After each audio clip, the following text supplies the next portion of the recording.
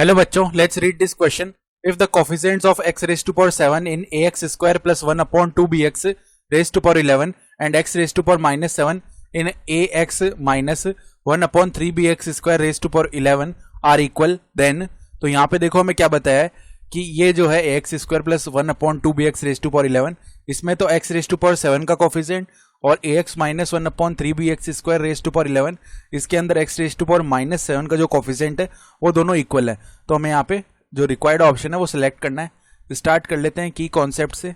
तो हम जानते हैं कि अगर हमारे पास एक ऐसा एक्सपेंशन है x plus y raise to power n, तो अगर हम इसका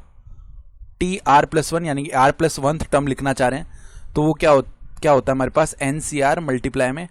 x raise to power n minus r और मल्टीप्लाई में y raise to power r, इस तरीके से लिखते हैं. तो अब देखो पहला एक्सपेंशन हम ले रहे हैं ए एक्स स्क्वायर प्लस में 1 upon 2 b x whole raise to power 11. अगर इसके लिए हम r प्लस वन टर्म लिखते हैं तो टी आर प्लस वन क्या आएगा, देखो यहाँ से ए एक्स स्क्वायर पहले क्या आएगा, n की जगह क्या है 11 है तो 11 सी आर मल्टीप्लाई में देखो अब यहाँ पे x की जगह पूरा ए एक्स स्क्वायर है तो ए एक्स स्क्वायर की पावर क्या आ जाएगी हमारे पास 11 माइनस आर और मल्टीप्लाई में जो हमारे पास y है उसकी जगह 1 अपॉन 2 बी एक्स है तो 1 upon 2 b x whole raise to power 11. तो अब देखो क्या करते हैं हम यहाँ से 11 सी आर इसको तो अलग कर लिया, फिर a raise to power 11 minus r इसको अलग से लिख लिया, मल्टीप्लाई में देखो x स्क्वायर की पावर है 11 माइनस आर तो पावर के ऊपर पावर मल्टीप्लाई हो जाएगी तो x raise to power 22 minus में 2 आर आ जाएगा. ठीक है, फिर मल्टीप्लाई में 1 upon 2 b raise to power r है और देखो 1 अपॉन एक्स की पावर आर उसको मैं ऐसे लिख सकते हैं x की पावर माइनस आर. तो अब देखो x के यहाँ पे बेसिस सेम है तो पावर्स ऐड हो जाएंगी, यानी ये क्या बना हमारे पास 11 सी आर मल्टीप्लाई में a raise to power 11 minus r और x raise to power 22 minus 2 r और माइनस में आर यानी 22 माइनस में 3 आर बन गया और मल्टीप्लाई में 1 upon 2 b raise to power r ये बन गया.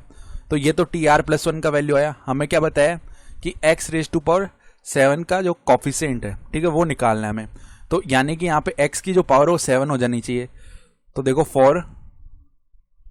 x रेज टू पावर 7 क्या चाहिए हमें कि जो 22 माइनस 3r है 22 माइनस 3r ये 7 के इक्वल आ जाए, जिसका मतलब 3r का जो वैल्यू है वो 22 माइनस 7 यानी 15 आएगा और r का वैल्यू 15 अपॉन 3 यानी कि 5 आ जाएगा. अब अगर r का वैल्यू 5 आ रहा है तो हम क्या बोल सकते हैं कि coefficient of x raise to power 7 क्या आ जाएगा, r की जगह पर 5 रख देते हैं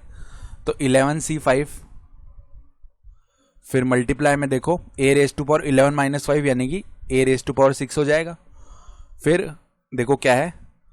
1 upon 2 b raise to power r, तो देखो यहाँ पे अपॉन में b रेज टू पावर 5 आ जाएगा और अपॉन में 2 रेज टू पावर 5 यानी कि 32 हो जाएगा.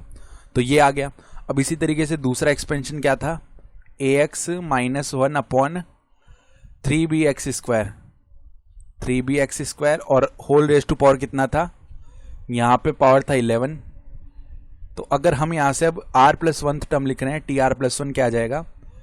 यह आ जाएगा 11 सी आर ए एक्स की पावर 11 माइनस आर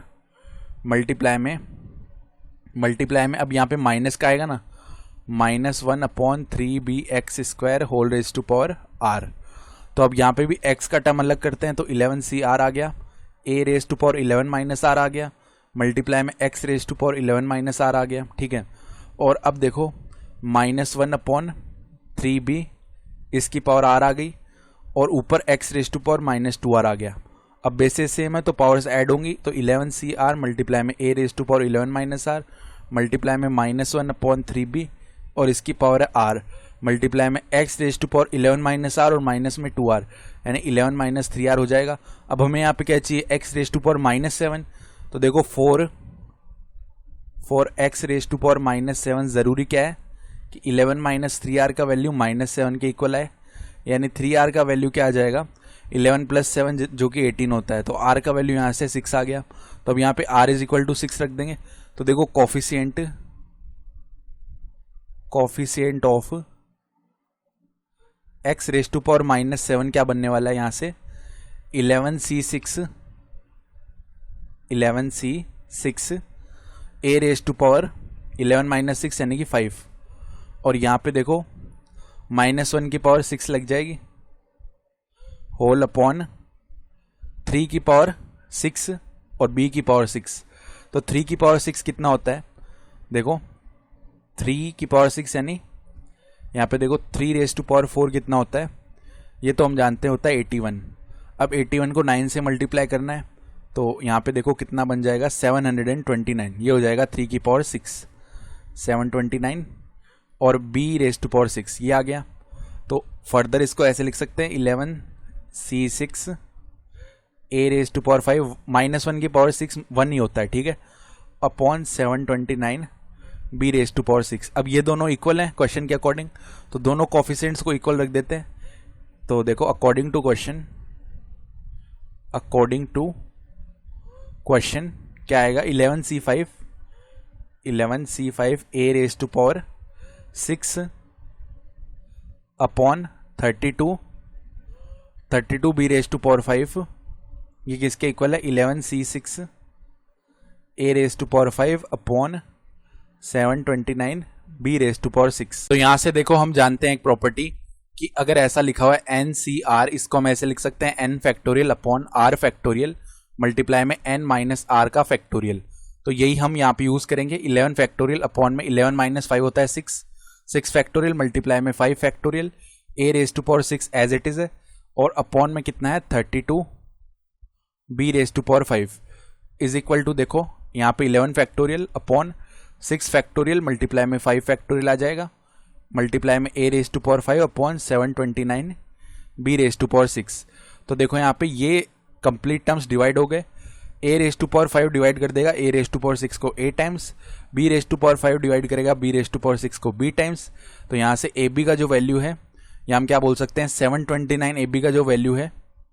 729 ab, ये किसके इक्वल आ जाएगा 32 के। तो अगर हम ऑप्शन पे जाना चाहें